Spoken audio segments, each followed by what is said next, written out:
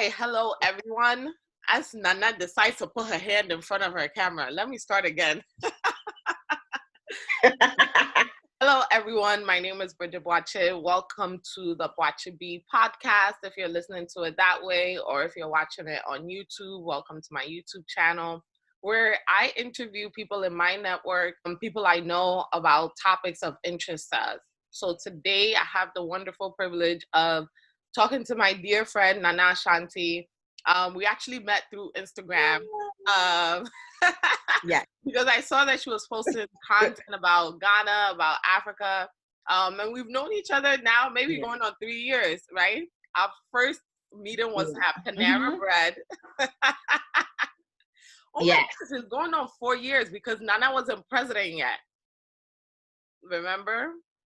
Oh, right. That is true. It was an election year. It was election year. We were talking about the fact that, I was like, Nana's going to change everything. And you were like, hold that thought. She's not. And now 4 years later, here we are. Anyway, we haven't reminisced on that in a while, so that took me on a tangent. But yeah, I'm really excited to have you on. Before you introduce yourself, let me kind of set the stage for what we're going to talk about. Both of us have been in Ghana for, some time now. We both officially made the move, even though I'm in the US right now. We've both been very vocal about, this journey of returning and what that has meant for us and sharing resources and information, insights to help others on their journey.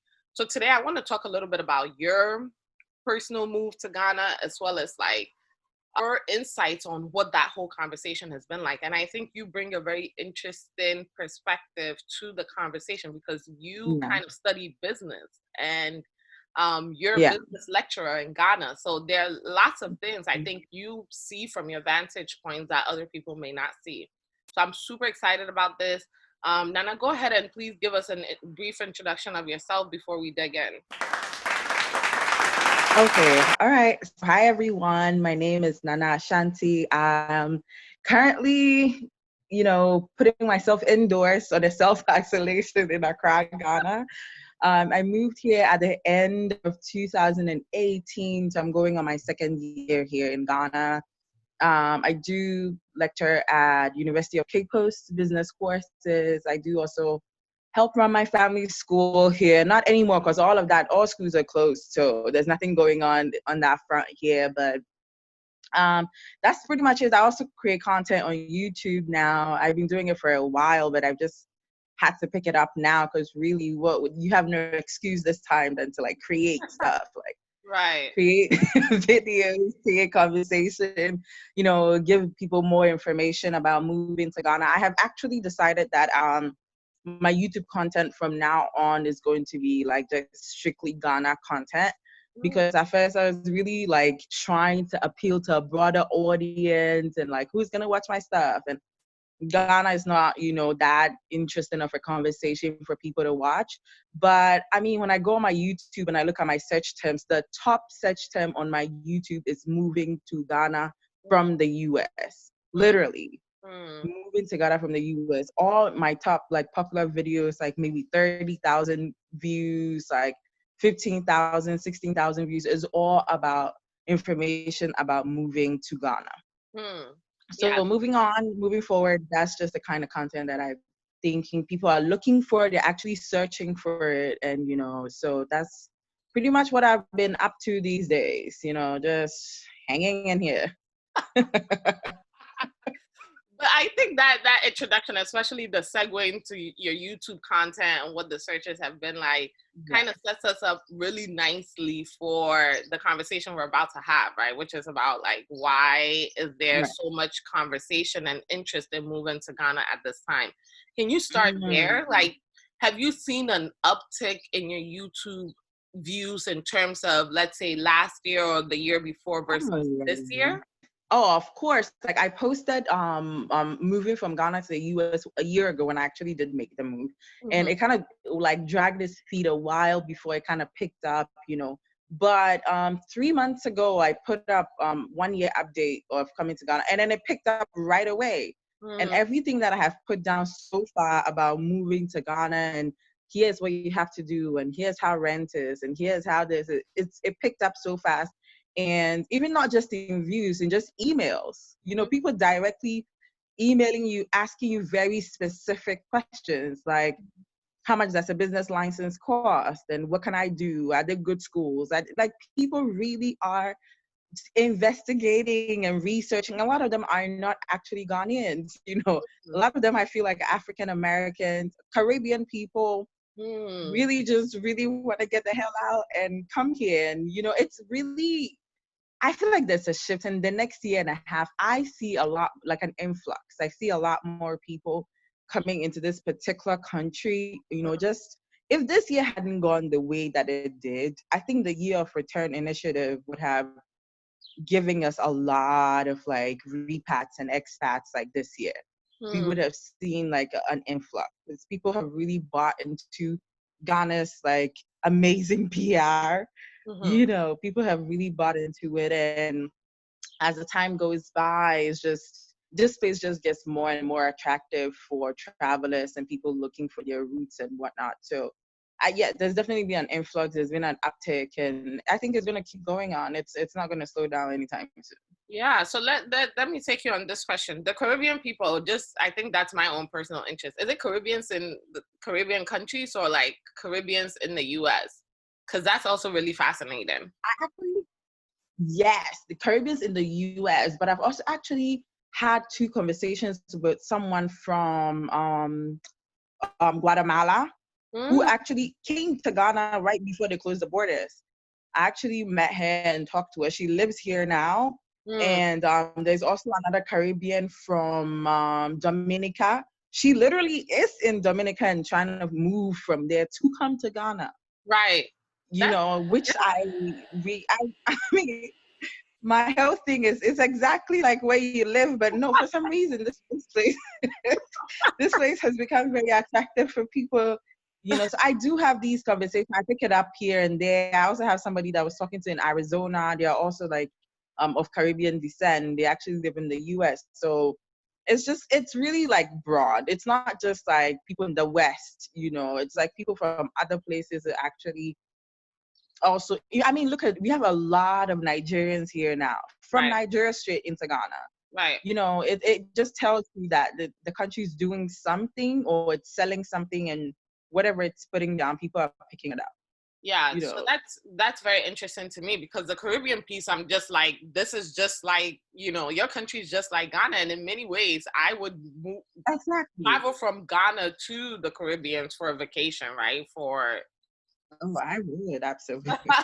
For something else. So then let's talk Yeah. about this.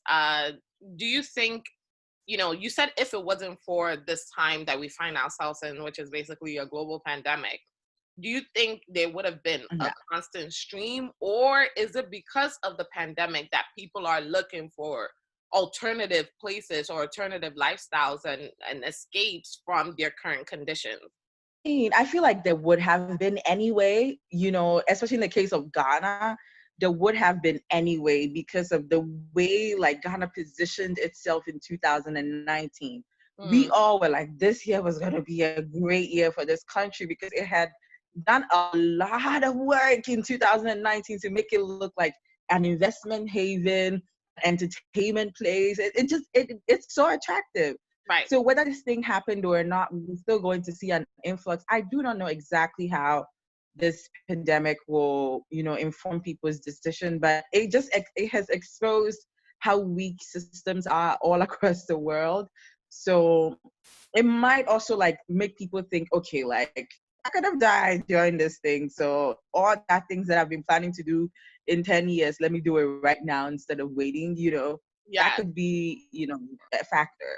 But I mean, who can measure it? We just have to wait and see what the data says. Right, right. I mean, anecdotal surveys of people is like generally Africans in America that I know are just like, okay, I've wanted to do this for a long time.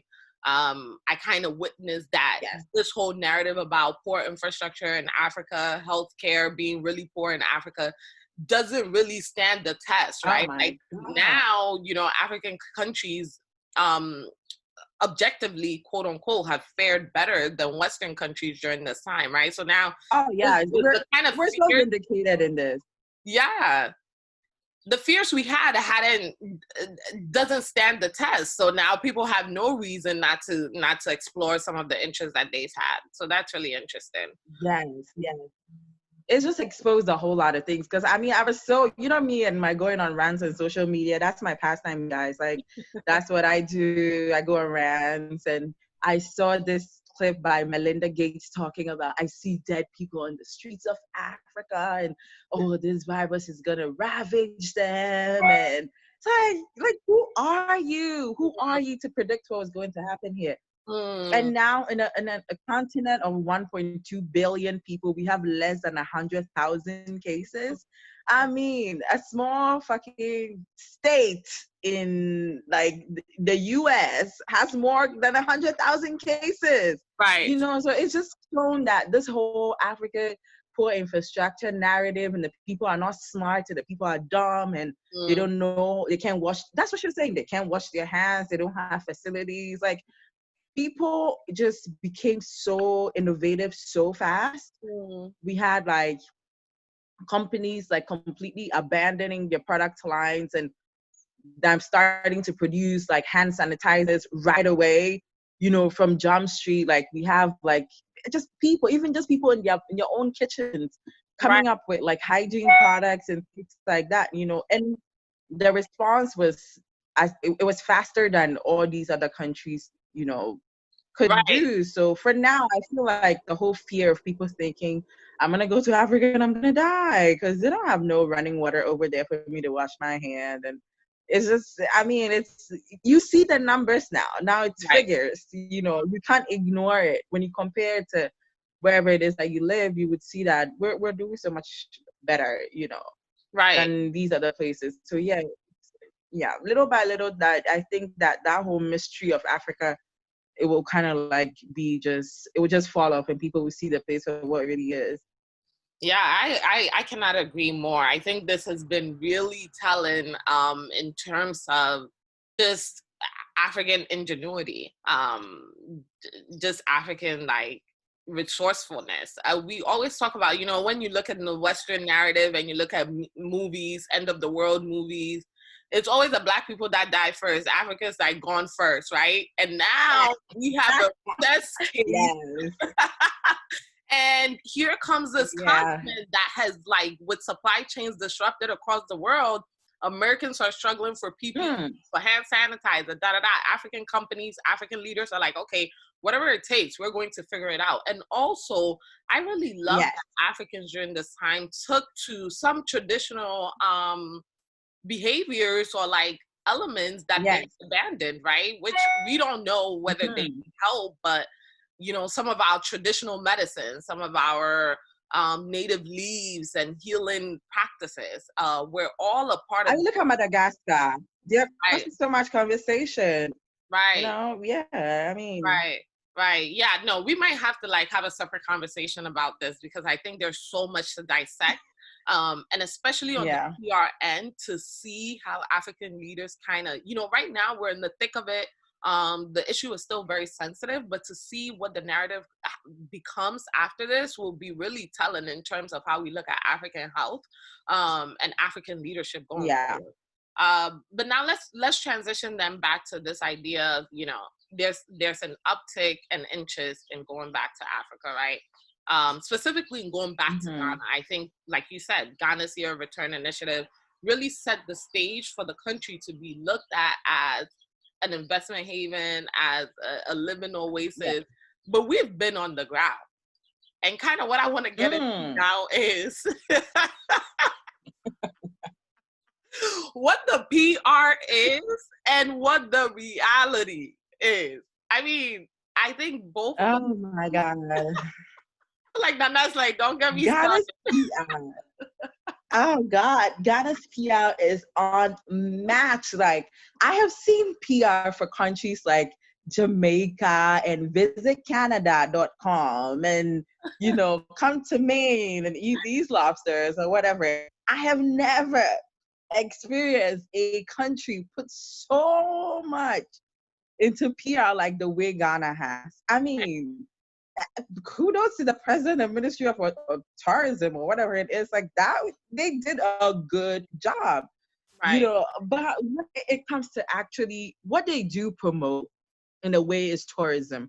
Ghana, having been around it, being in places in Ghana tourist site, Ghana is just ripe for the picking when it comes to tourism. I mean, wherever it is that you go, you're experiencing a new people, a new language, a new terrain. Like if you're a person that loves going around, you know this. Like Ghana is beautiful. It's a very beautiful country for you to get all of that. Living though is a whole complete different thing.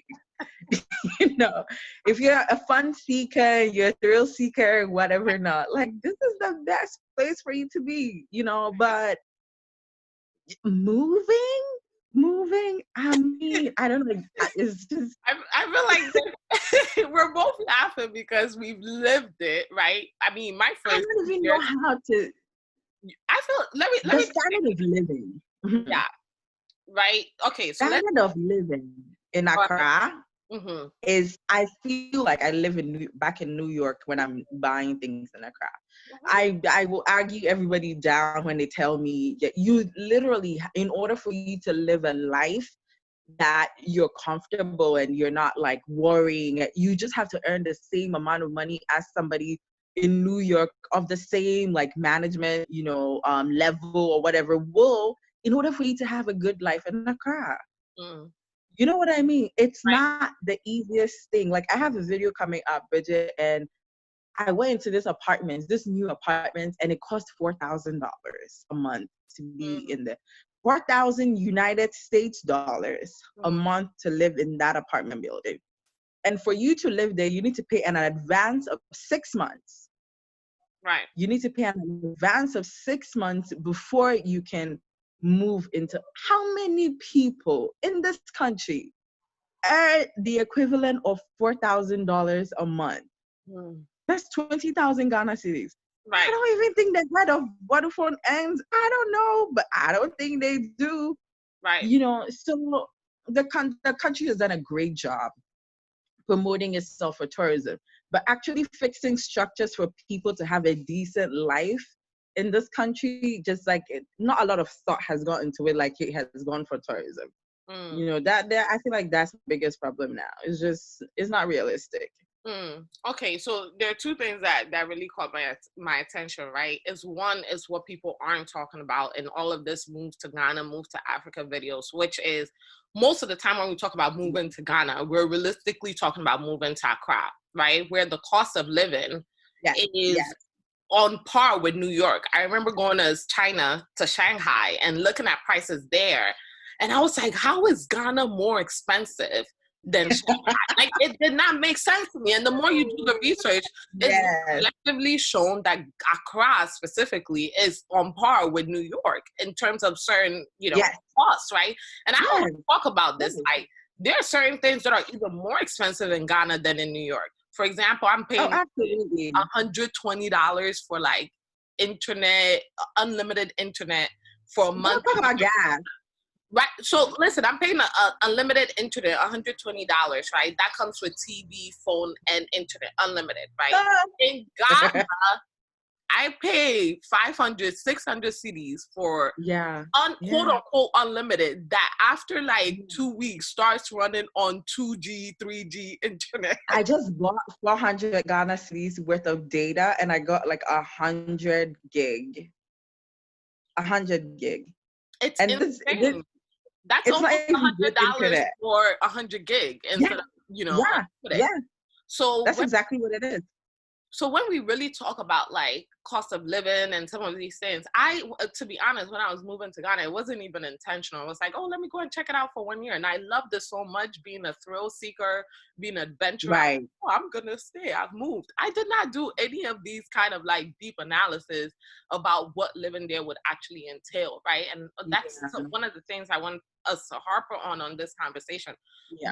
We both lived there. We loved it. There's so many opportunities there. You have videos about it. I'm going to link down below where you talk Yeah. about some of the amazing opportunities that comes from living in a place where there is an emerging market for a lot of things that don't necessarily exist, right? Especially as the middle class continues to grow. But at the same time, what is it going to take for you to live comfortably so that you can do the work that you have committed yourself to doing? I think that's the real challenge. I mean, the only thing I can think about is money laundering, honestly. Like, that's the only thing I can think about. Because, like, what really takes me off these days, because I was looking for a new apartment, what really takes me off these days is just the industry standards are so, like, Ridiculous. it's like people just make up shit. People just make up whatever they want. Right. Why are you requiring me to pay a year's advance of amenities that I'm going to use? I haven't used them yet. Right. Why am I paying a year in advance? And the reason is that there's no law that's enforceable to cover certain things. Right. You know, so you as an individual, you can have all the money that you're planning. You can do everything that you want. You can come down for a year and figure it out and go back and come back. But it's not going to change, and it's not going to be good for you because the system is not changing. Right. The system is not changing. The laws are not being enforced. Like, who even knows where rent control is? Right. Like, if you have a problem with a company, who do you report them to? Right. Who's the Better Business Bureau here? There's nobody of that nature over here. So you can be the best planner and organizer in the world, and you can come here and start a business. And, let me tell you a story. Yesterday I was here. My dad called me, and, you know, because I kind of like removed myself from the school, but I also have to still like kind of monitor it. And we've been out for 3 months now. No kid is in school. It's been out for 3 months now. And my dad calls me that the municipal assembly is around. They want to spray the school because the district is experiencing high number of COVID-19 cases. So they want to make sure all public places are sprayed. I'm like, oh, great, wonderful. Thank you guys. Go ahead and spray right on. They said, you're like, but you're like, oh, madam, but you have to pay 200 cities. Like, for context, that's $40, right? Right. I have to pay $40.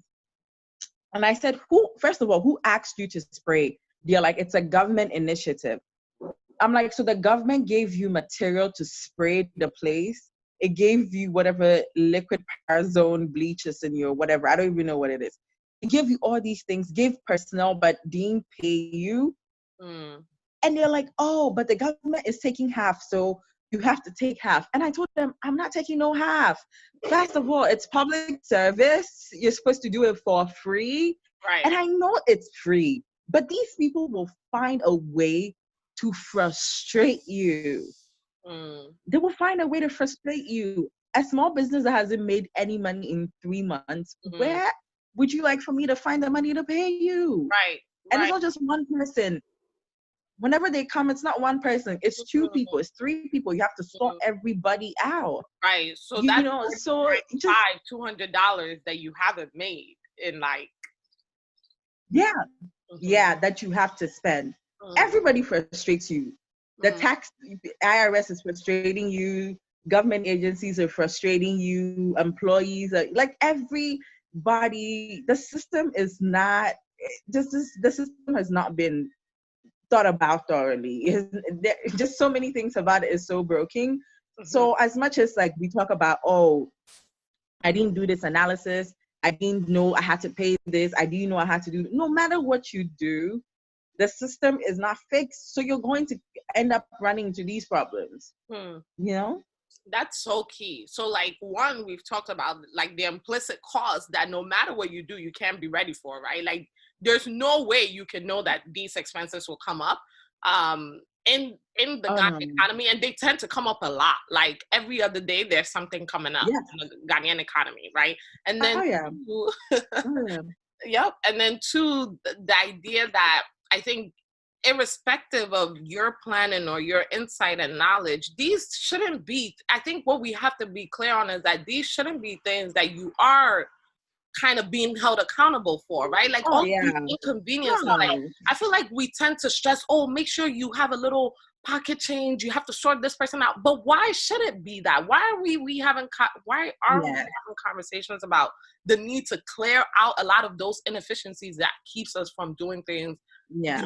efficiently in the country? And then three, you I talk know. about, the only way to kind of like uh, sort yourself out is like money laundering, and we're talking in jest here, so I hope no one takes this like, oh, let me go and find some Ponzi scheme or something. But like, I think what comes to people's mind then is that, okay, there are people who are making it work, right? One of the things I didn't realize when I was Of looking course. at social media, looking at people's businesses, like let's say, people who are in the US, and then they come to Ghana and you see them like, oh, I have this new house, I'm renting out, and you're like, oh, me too, I'm gonna go and do that. What people don't know is a lot of people in the Yes. diaspora are set up at home at levels you're not about to touch. Yeah. And that's something I think we can, Thank you. talk about, because we don't have that set up, right? Like, you see people opening No. businesses, fancy content shoots, I'm going here doing poses, da da da. That's not gonna be your setup, because you don't have a lot of No. things in Ghana run by familial networks, which if you don't have, you don't have, right? Until you get to that point, Yes. maybe Yeah. you set that up for your kids. If you don't have it, you don't have it. So I think there's this facade of kind of what the experience can be, because they're varying experiences within the diaspora that we don't talk about. Not everyone is coming from an area of like poverty. A lot of people in the diaspora are set up at home, especially young people. So when they're going back, they're going to my dad's mansion. I know a lot of people who are running businesses. Exactly. It's like my dad's company's offshoot that is now mine, or my house that my dad gave to me. I'm like, damn, like where is my setup? Your father went to your house. Great. I mean, I can even speak from like that. When I first came to Ghana, I had a store in New York, and my whole plan for coming back to Ghana was like, I had to source these things from a third party, give it to me before I can sell my shop in New York. So I was like, okay, if I come to Ghana, I'm cutting that third party out. I'm going out. I'm getting this myself. I'm going to start from scratch. Blah blah blah. Then I'm almost here. And then my parents like, no, we have this business that we're building, and you have to come and make sure things are here and here. So whatever investment, whatever thing I thought I was going to do, I ended up having to put it there. Right. I started off way better than a lot of people who come back. You know what I mean? Right. It's not like a money grab, or it was not like a big business. It's a new business.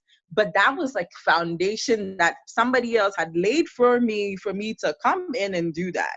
You coming in not having that, you have to pay rent for a year. You have to start up the business when you know nobody. First of all, in order for you to get that business license, you need to know somebody inside the Registrar General's office. Right. You don't know nobody there. It's going to be a hard and long road for you. Right. You know what I mean? So not a lot of people like hear this, because people are not really honest. Right. I say this to you all the time, Bridget, and I become a comedian, but people are not, a lot of returnees are not honest people. We're not honest at all. We're not honest about the actual thing on the ground. And a lot of people end up doing nothing. A lot of people move back to Ghana and end up not doing anything, because just you'll be so defeated, first of all. Also, like, you're so unprepared. Things are hitting you left and right. Like, you can't respond fast enough. Right. You really can't. No, and then we're not honest, I agree. I mean, even there are areas in which I felt like I was disadvantaged, but definitely there are areas in which I felt like I was privileged. Like we know friends. I think we have a mutual friend who moved from the US, is Jamaican, doesn't have lineage in Ghana, and since day one, she's been paying rent. And I'm like, yo, I came and I had the opportunity to live in my dad's house and to live in my aunt's house, etc.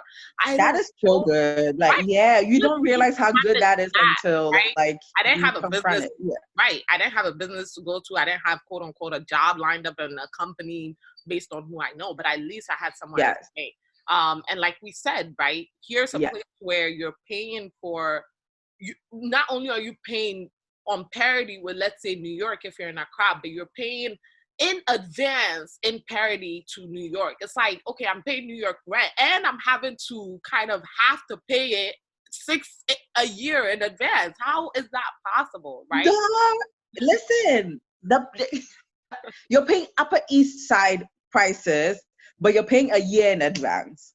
Just think about it. Right. And we're not saying that the laws do not exist. And one of the things I want to make clear is there are laws in place. Oh no, they are there. Being enforced. No, right? Generally, because of the informal nature of the economy, a lot of things, a lot of like renters, a lot of agents are like working under like off paper. So there's no way to really kind of see these things and account for them when you're enforcing things. Okay, girl, that's a lot. Yeah. I hope this is a start for people in terms of thinking about the challenges. It's not to discourage anyone. Like I said, like, for me, my oh no, it's not. You're still there. I go back.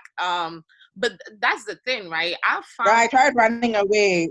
The borders were closed. I'm running away. I feel like I have to do a whole thing where I talk about this thing because people keep telling me I've run away. I tried. The borders were closed, so here I am. No, that's not it. Here's the thing, right? You talked about being on the ground and ending up doing nothing for 2 to 4 years, 5 years, right? You have, and let's say you're looking at your career journey and you compare to where your friends were when they were in the diaspora, and you come back and you're like, I don't have anything to show. I spent like days chasing someone to do this for me, to do that for me. What does that say about your career path in terms of where you want to be, right? Like in terms of the traditional way we've been to think about our career journey. And I know, so one, not only are a lot of people not like structurally building on their skills because you spend so much time like chasing and doing random things that really don't. Yes. Oh, that is it. Don't really amount to anything. Sure, later on you can put on your resume that I was like resourceful because that's what it is, really. But like productive, right? A wide range of skills. Right. Yeah. So now I'm coming back and it's like, okay, tell us about like what results you were able to get at X, Y, and Z. And I don't have anything tangible other than being. But Bridget, it's not it's not you. It's not you and anything that you have done. It's literally when instructors in companies in Ghana, there isn't a hierarchy to climb up to. Right. Really, there really isn't. There isn't, like in America, we have, entry level and there's a middle management and there's this, and like all the time you're eyeing that seat in the corner there, that's going to be my office with a view. Like, you know what I mean? Like, you're always like, there's a goal for you to get to. Right. Like I worked in corporate America. Literally, I was working in an insurance company. We had levels you had to hit. When you hit that figure, you move to that office. When you hit that figure, like in Ghana, there's nothing like that. Right. You literally have to forge your own path. Right. Right. So after a while, when you look around you, it will look as though, like, what did I achieve? Yeah, I know I've done a lot of things, but where is the actual title? Where is the thing? Like, I want to see it in writing. And you're not going to see anything because the system like that does not exist. Right. It's just not there. Right. And that's very important, right? Not to say that it's not valuable, because I think of my time and like the relationships that I forged and how, I see, this person got a job because I ended up connecting him to this person, and this happened because there are material things that you do, but is there a way to quantify that, right? And to have that tell a compelling story about, like, it's really hard to quantify any of your kind of contributions in that space in ways that kind of, that is very true. It chips away at what you're doing. It's like, yo, what is this? Like, what am I? I mean, from November 2018, when I got here, the first job that I think I took was at the university, right? And a year later, I'm like, I see that there has been like a slight salary increase in the stuff I was doing. However, there was no formal talk or letter or hey, you're off probation, or hey, you're a junior adjunct professor, or maybe you're there's no compensation. All you will know is that All you will know is that they've added a little coins to the coins Right, that you're taking, and then there's no there's no structure to the thing, right. And you know. that's to your point. You have to create that. Like, you have to create metrics for yourself. And again, I don't want to get Yeah, into like whether it is a what, because people will be like, oh, that's your Western training. That's kind of making you stuck on this idea of, quantifying your yeah. contributions. But it is important to know But I where you're headed. mean, exactly. Exactly. That should be, you know how long I asked these people for an employment letter I asked them for like 2 semesters. I was asking them like, is it gonna come? Is it gonna come? Is it gonna come? Like, where I need to see something. Like, as a person in general, like, we live on reassurances as human beings. Right, It's just like a very primal, like, that's just who we are as persons. So I right, need to see that all the work I'm putting in and all the skill that I'm bringing, my style of teaching, like, give me an evaluation and let me know what I'm doing. You know right, what I mean? Like, very simple things like that. And it doesn't exist in these parts. So you just have to give yourself some props for things that you've achieved and the marks that you've like gotten, that right, you just really have to psych yourself up, because right. And you have nobody's coming here to do it, and you have to take account of it, because you will be asked for it, let's say later on, in some capacity. And if you're not intentional about like really capturing that, it will seem like you did nothing, right? yeah, So you have to keep track of those things. Like, I was able to do, X, Y, you and do. Z, and create exchange here and there and there. And then the second thing I wanted to talk about is this idea of like productivity, right? Like, it's really, it's kind of really impeded in the space. But beyond productivity, like lights off, water on, water not on, data not on, right? All of these little things chip at Yeah. your productivity. And yes, people can say all they want, but like in the last 2 months of being in the US, I feel like my contribution to the African space is probably more than me being on ground, because I have consistent internet. I'm able to talk. Mm, I'm able to do things that's a very good point. that are related to the continent in ways that I couldn't in Ghana, because I was always stressed. Oh, my data's running out. I can't learn that. I can't be online. I can't Oh get on my this call. God, isn't Right? So that like, something? we talk so much about contributing, and when we talk about productivity, you have to know yourself and and the kind of lifestyle that Listen, will afford you that. And oh God, it just, all this thing that you're saying, it just really boils back. Right now we're talking, it's getting cloudy outside. The only right, thing I'm thinking about right now is like, ECG is gonna take my light. And when they take the light, that means my data is off. right, I can't charge my phone, my right, laptop is off. Like, you know what I mean? Like, all these things, if I have to do something today, I'm not gonna do it because I right, cannot do right. it. You There's know, no way I can work without power. yeah. You And know, you know how they many say a times lot of I would come Africans into go your into the house. West. You remember coming to your house just to work? Yes, yes. You didn't have power at You know, back. they say a lot of Africans go out into the Western countries and they stop going to church, because when there's an actual doctor for you to see and there's actual medicine for you to buy, it's like you don't need to pray to God anymore because you can actually heal yourself. It's like a funny thing, but it's also so true, Right, because like things are, if you know, optimum internet is probably bad, but it's available. It's not going off.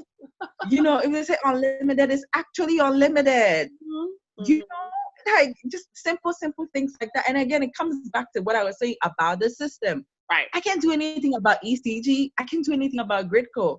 So right, if I have a manufacturer, if I was in the West and I was like, okay, I'm coming to Africa, I'm going to start a factory. right, Okay, I'm gonna hire all these local people. We're gonna do all these good things, and we're going to put it on the market, and it's an African product. If they take your light, how are you gonna manufacture anything? right, You right, know what I mean? right. If It's the fuel is so high, how are your tractors going to work in the farm? right, You know what I mean? Like, it's just, everything is like, it just comes from the top. If we right, could solve that problem up there, everything else will trickle down and everything will be, much better. But here we are. right. It's just where And we are right now is not ideal.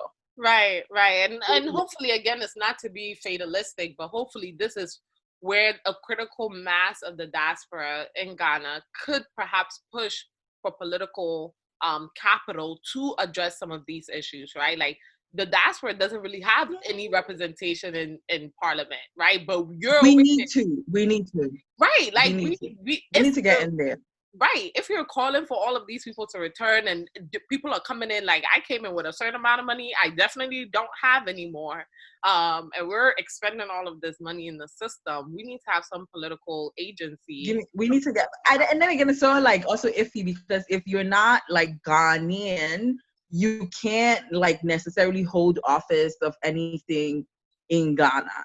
So Yeah, there's also a talk about you giving up your citizenship of whatever else country in order to be really dialed in the political system in Ghana. And how many people really want to do that? Like, how many people really want to give up that passport and pick up the green one and say, all hands on deck, all foot in? And it's really hard. It's really hard. So people need to get in there that actually have an interest. But sometimes also we have seen this, you and I, where people are in there from the diaspora that should have our best interests at heart and they just block, right, they just block everything and don't right. allow you get in somehow. I don't know what to call that, but we've seen that happen as well. Yeah, oh yeah. So not all your skin folk are your kinfolk. That definitely also applies to the continent. Well, I'm glad we've touched on everything. Just as a Yeah. recap, we talked a little bit about, your move to Ghana, what that experience has been like. We also talked about where kind of like we've seen that there will be an influx after this Definitely. season, right? After the borders open, we can kind of see that interest has been building up as a result of the year of return initiatives, but also like the pandemic, Right. etc. And then we finally talked about the realities on the ground, right? Like not to discourage anyone, but like there are going to be some systematic challenges that we as a diaspora need to kind of gain or amalgamate political power to really speak on before Yes. we can say that it's going to be the experience that we've been telling people that it will be. So I think this has been really thorough. Yes. Is there anything else you want to add before we end? Anyway, that has amazing resources for anyone who's thinking about moving. Again, like as much as we know the challenges exist, we try to give out as much information as we can to help people to prepare. Hopefully we'll be coming out with even more stuff around this so that, to perhaps put people in a better place than we were when we were coming in terms of like a Yes. real sense of what you need to do. Oh yeah. I mean, I'm being more intentional and trying to be a lot more open and honest, and which means I need to tell my stories, but I don't like telling my business to people. So Right. but I feel like I can't. I mean, there's some kind of emails I get. I'm like, ooh, I need to like tell you not to do this thing that you're planning on doing. So just we use ourselves as guinea pigs, and hopefully our experiences like inspire people to do better things than we or anybody else could possibly have done. Awesome. Yep, that's all we can ask for. That's good stuff. Thank you so much, Nana.